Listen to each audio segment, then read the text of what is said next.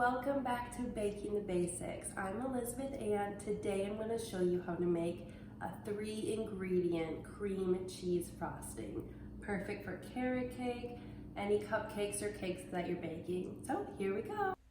Okay, the first thing you need to do is put your stick of softened butter in your mixer. Mix it up, then add your softened cream cheese.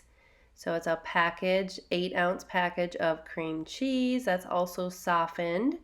Make sure both the cream cheese and butter have been softened for them to be nice and creamy. Mix those together and then add your powdered sugar, depending on how sweet it is, about 2 to 4 cups.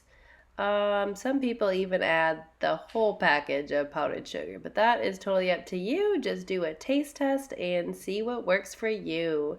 And that is it.